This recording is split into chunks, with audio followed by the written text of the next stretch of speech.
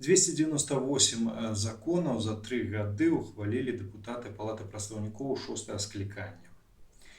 І толькі 6 з усіх гэтых законаў былі з уласнай ініцыятывы дэпутатаў. Астатнія ім скідвалі з ураду і адміністрацыі Лукашэнкі. Адпаведна, каэфіцыент карыснага дзеяння ад гэтых дэпутатаў, таксама адпаведнасць іх працы іхным заробкам вы можете вызначыць самастойна. Мы паговорым пра іншае. 27 лістапада адбылося апошняе паседжанне палаты прадстаўнікоў 6-го склікання. І вось у яго, як у апошні вагон, уляцела дэпутатка Ганна Канапацкая разам са сваім законапраектам, які, як яна цвердзіць, распрацавала сама, унесла на разгляд.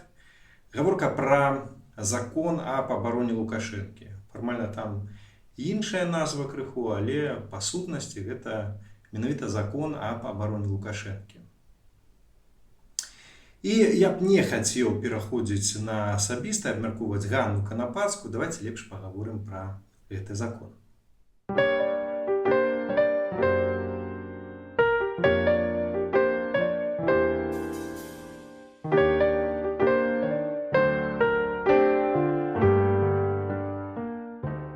Што такое закон? Напэўна, юрыстка, праўніца Ганна Канапацкая дала б куды больш дакладную фармулёўку. Я ж скажу, як я гэта ўспрымаю. Дык вось законы гэта такія правілы, паводле якіх дзейнічае, функцыянуе дзяржава.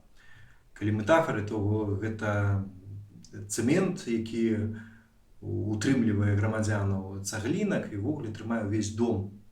То бок, па сутнасці сваёй закон гэта тое, што стварае дзяржаву і з'яўляецца дзяржавай. Людзі збіраюцца разам, дамаўляюцца між сабой, што вось гэта будзем рабіць, гэта не будзем рабіць, тут можна, тут нельга, тут дзейнічаць так будзем, тут інакш будзем дзейнічаць. Вось каб закон працаваў, ён павінен быць а. роўны для ўсіх, б. справядлівы. Бо інакш, калі і ўсё не так, то які ўвогуле сэнс аб'ядноўвацца, калі, скажам, які-небудзь умоўны Саша сплочвае падаткаў столькі ж, як у Сельбу, нават менш, а выгоду атрымлівае значна больш. Калі закон не працуе, то не працуе і сама дзяржава. Калі закон няроўны для ўсіх і несправядлівы, то і, адпаведна, дзяржава няроўная і несправядлівая для ўсіх. Гэта ж элементарна. Сярод усіх злачынстваў, разгляд якіх незалежным следствам і сапраўды незалежным судом наўрад ці бы абяцаў Лукашэнку хоць нешта добрае, нешта прыемнае, я б вылучыў якраз ягонае стаўленне да закону. Дэманстратыўнае, публічнае і неаднаразовае ігнараванне кіраўніком дзяржавы закону гэта па сутнасці злачынства супраць дзяржавы. Паказванне вось гэткае іншым грамадзянам таго, што на закон можна пляваць, круціць ім як хочаш. Калі Лукашенко можа пляваць на закон, на вось гэтыя агульныя правілы, то чаму б на тыя правілы не пляваць астатнім? І тады, канешне ж, калі ласка, страчваецца усялякія сэнсы існавання самой дзяржавы. Ці варта нам тады дзівіцца таму, што праз 25 гадоў сваёй незалежнасці Беларусь стала перад пагрозай страты гэтай незалежнасці. Хіба што кожны беларус ведае, што наша краіна жыве не паводле законаў, а паводле указаў Лукашэнкі. Хоць насамрэч тыя указы гэта толькі падзаконныя акты, якія павінны прынамсі ігнаравацца, калі яны не адпавядаюць або супярэчаць заканадаўству. Ёсць гэткая строгая іерархія, указы, дэкрэты, законы, канстытуцыя. Але, на жаль, гэта толькі на паперы ўсё, у тэорыі, а ў жыцці ў Беларусі ўсё наадварот. І пагатоў у Беларусі ёсць нават законы, якія хутчэй нагадваюць нейкія крымінальныя паняцці і пярэчаць галоўнаму закону краіны канстытуцыі. Да прыкладу, гэта закон аб абразе Лукашэнкі. Фармальна там таксама назва крыху іншая, але сутнасці гэта не змяняе. Дык вось за абразу Лукашэнкі ў Беларусі можна атрымаць да 5 гадоў зняволення, у той час, калі за абразу звычайнага грамадзяніна толькі да 3 гадоў зняволення. І тут можна было б усё патлумачыць, маўляў, кіраўнік дзяржавы гэта адзін з сімваляў дзяржавы. Ну і адпаведна гэткае стаўленне павінна быць, пагатоў у нас і за абразу дзяржавы таксама прадугледжваецца крымінальная адказнасць. Але пры гэтым чамусьці Лукашенко дазваляе сабе перыядычна абражаць і Беларусь, і беларусаў, і ніхто яму за гэта нічога не робіць. Ну які ж гэта сімвал дзяржавы? Што ж мы маем у законе аб абароне Лукашэнкі? Па сутнасці, гэта узаконьванне злачынцы. Што б ён не рабіў, хлусіў, краў, нават забіваў, яго нельга будзе зачапіць. Ну і маўляў, гэта такая абарона ад магчымай палітычнай помсты, калі аднойчы ўсё-такі ён сыдзе з пасады, але давайце будзем шчырыя. Галоўная абарона ад падобнай помсты гэта адсутнасць злачынства. А таксама вяршэнства сапраўды роўнага для ўсіх і справядлівага закону.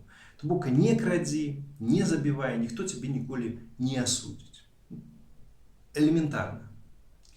Між тым, у законапраекце Ганны Канапацкай ёсць усё-такі магчымасць прыцягнуць Лукашэнку да адказнасці у выпадку, калі будзе ушчатая крымінальная справа за асабліва цяжкое злачынства. Але тут іншая рэч. Хтосьці думае, што ў Беларусі ёсць гэткае следства і ёсць гэткі суд, здольны на нешта падобнае. Ну і яшчэ адзін момант. Якім чынам патлумачыць усе тыя фінансавыя плюшкі, якімі Ганна Канапацкая прапаноўвае абдарыць Лукашэнку? Ну што, у яго няма грошай, недастаткова і так грошай, каб забяспечыць сабе добрае медычнае абслугоўванне альбо добрае жытло? Увесь гэты штат памочнікаў за кошт дзяржаўнага бюджэту, таксама перадача ва ўласнасць адной з 18 рэзідэнцыяў. Вось гэта ўсё за што? З якога перапуду? 25 гадоў мы утрымлівалі чалавека на сваёй шыі, які давёў да ручкі ўсю краіну. Дзеля чаго? Дзеля таго, каб пасля яго сыходу з пасады надалей яго утрымліваць? За што вось такая ўдзячнасць, такая шчодрасць? Можа быць, за тую сотню, 2 сотні баксаў, за якія жыве сярэдні беларус сёння? Можа, за тое, што бацькі часцяком вымушаныя ашчаджаць на ўласным харчаванні і ўласным здароўі, каб пракарміць неяк сваіх дзяцей? Ну, альбо, можа, у нас у Беларусі ўжо столькі грошай заваліся, што папросту ўжо не ведаеш, куды іх дзець, падзець, куды ўсунуць, хоць камусьці можа даць. Вось за што гэткая ўдзячнасць і шчодрасць? Можа, за тыя пазыкі, якіх Лукашенко панабіраў па ўсім свеце, каб пракарміць сябе, сваіх чыноўнікаў, сілавікоў, пазыкі, якія аддаваць не яму, а нам з вамі. За што? Ну і па скрыптум.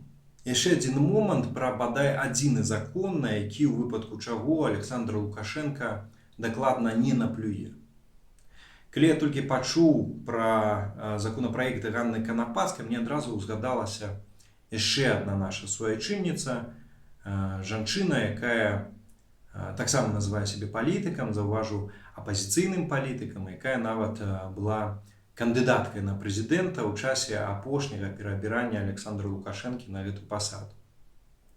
Дык вось у 2015 годзе, за менш як тыдзень да выбараў, Тацяна Караткевіч заявіла ў інтэрв'ю, што, маўляў, хай у Лукашэнкі будзе яшчэ 2 прэзідэнцкіх тэрміны. Заўважце, гэта сказала не нейкая чыноўніца, не праўладны палітык, а нібыта адзіная кандыдатка ад апазіцыі, адзіная альтэрнатыва Лукашэнку. Ну а ў выбарчы вечар, як усе мы памятаем, Тацяна Караткевіч нагул пайшла коўзацца на каток. Дык вось з тымі падзеямі ў мяне цвёрда асацыююцца 2 словы. Гэта прафанацыя і дэмаралізацыя. Што ж да законапраекту Ганны Канапацкай, закону аб абароне Лукашэнкі, то тут у мяне ў галаве круціцца толькі адно іншае, але вельмі важнае слово. Люстрацыя.